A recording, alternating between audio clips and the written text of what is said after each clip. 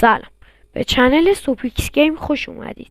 امروز اومدیم برای ساخت اکانت PSN یا همون اکانت PS5 که اگه موقعی که PS5 یا PS4 میخرین شما نیاز به اکانت PSN دارید. وقتی اونو نداشته باشید دیگه نمیتونید بازی و اینجور چیزا داخل اکانتتون نصب کنید. حتما نیاز به یک اکانت PSN یا همون اکانت PS5 که برای نصب بازی ها نیازه. اول از همه وارد تنظیمات میشیم که اگه تازه کار باشید، اگه اونایی که بلدن که بلدن، اگه شما که تازه کار هستین باز بیاین این گزینه اینجا اینترنت هر دیوایسی که دارین متصل کن، هر دیوایسی که دلتون میخواد و که دارین به دستگاهتون متصل کنید اینترنتشو. بعد اینجا میاید روی این پروفایل و سویچ یوزر رو میزنید. اینجا میاید روی این گزینه و این گزینه رو میزنید. اینجا این تیک چیز رو فعال میکنید، بعد کانفرم رو میزنید و اینجا میایم روی کریتیو اند اکانت روی این گزینه. بعد یه ذره الان اینترنت من ضعیفه. بعد از اینکه اومدی روی این گزینه که اگه برای من بیاره یک کم صبر میکنیم. بله اومد.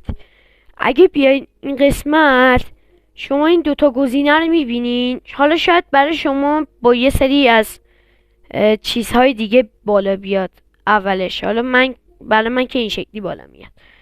اینجا شما مثلا هر کشوری که بخواین، من بهتون پیشنهاد میکنم رو همین یونایتد استیتس بذارید که بهتره دیگه، راحت تره. ولی یه ذره ترکیه سروراش این چند روزه، سرورای ترکیه، اکانت ترکیه بهترین اکانته و خیلی آیتمای مثلا مثل بازی، مثل پلاسش ارزون تر در میاد براتون.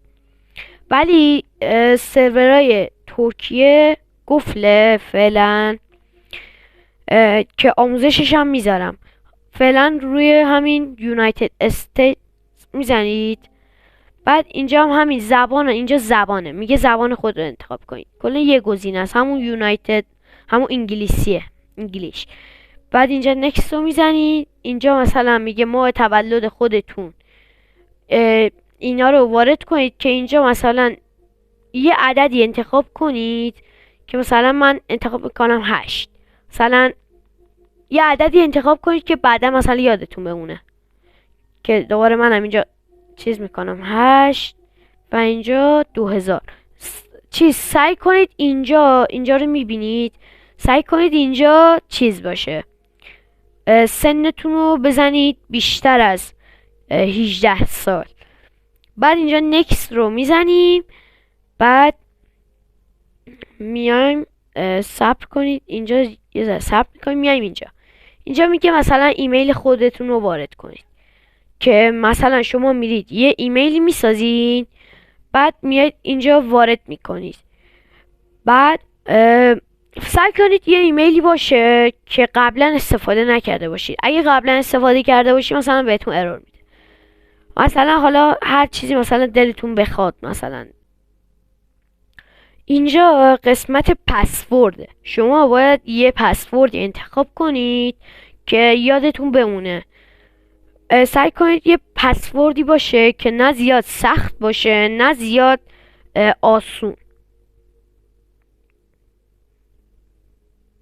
به صورت مثلا من اینجا مثلا حالا هر چی دل بخواه باشه که من انتخاب نمی کنم، ویدیو رو کات میکنم بعد انتخاب میکنم. بعد که این قسمت همه رو وارد کردین، اینجا نکست رو میزنید. بعد یادتون باشید اینجا این پسورد رو اینجا وارد کردین، اینجا دوباره باز همون پسورد رو برای اطمینان وارد کنید. اگه این 3 تا گزینه ای که این بالا 3 تا سبز رنگا فعال شد، بین این دو تا گزینه سبز رنگ 3 تا گزینه سبز رنگ فعال شد، یعنی اینکه اوکیه، میتونید بزنید نکست رو و به این صفحه میید. اینجا میگه یه دونه فرست نیم، یعنی اینکه یه دونه اسمتون رو وارد کنید. مثلا من به صورت مثال میزنم سوپی. بعد اینجا اوکی میزنید، اینجا چیز میزنید. بعد اینجا مثلا نام خانوادگی، حالا نام خانوادگیتون رو میزنید. مثلا اینجا من میزنم سوپیکس. بعد این 2 تا گزینه رو دیگه نیاز نیست فعالی چیزیش کنید، اینو باز غیر فعالش کنید. غیر فعالش کردید، این نکست رو میزنید. اینجا میگه پستال کد رو، یعنی که مکان چیز رو باز بزنید. بعد اینجا هم باز مثلا 5 رقم کدی چیزی 5 رقم کد پستی بزنید. اینجا رو ما مثلا پستال کد اینجا رو حالا هر چیزی دلتون خواست، مثلا من بزنم 1 2 3 4 5. بعد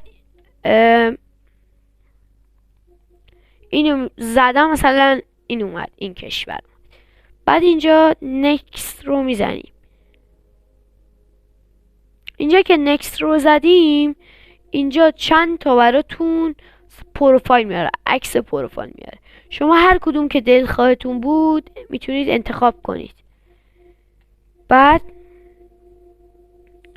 اینو میایین بالا و این مثلا من اینو انتخاب میکنم، اینو میزنم. و اینجا آنلاین آیدی یعنی چی؟ یعنی اسمی که شما میرید داخل بازی، مثلا مردم شما رو به اون اسم میبینن. مثلا اینجا چند تا خودش دل بخواهی گذاشته، شما میتونید مثلا اینا رو انتخاب کنید. ولی مثلا خودتونم اگه مثلا انتخاب کنید بهتره. مثلا میذارم من سوپیکس خط فاصله وایتی. بعد اینجا نکنید میگه نه، این میگه نمیشه این اسمو بذاری، میگه باز اسمتو تأخیر بدیم. من میذارم سوپی خط فاصله وایتی. بازم ارور میده، میگه این اسمو نمیتونید بذارید. من مثلا میذارم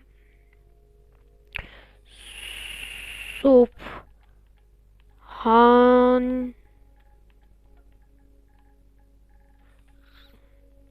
وایتی سلام. یه خط فاصله میذاریم، خط فاصله وایتی. الان میگه اوکی، گزینه اون تیک کنارش اومد. بعد اینجا میای اینو میزنی، این گزینه رو میزنی. بعد اینجا میای این گزینه، دوباره همین گزینه، همین شکلی همه گزینه سفیدا رو چیز کنید. بعد این پایین میای، بعد نوشته، بعد این تیکش رو فعال میکنید و کانفirm رو میزنید. اینجا برای من ارور میده. چرا؟ چون اینکه من بیشتر از حد اکانت دارم. شما وقتی اینو میزنین، کانفirm رو میزنین، یه پیام رو صفحه میاد، میگه برای ایمیل شما یه لینک فرستاده.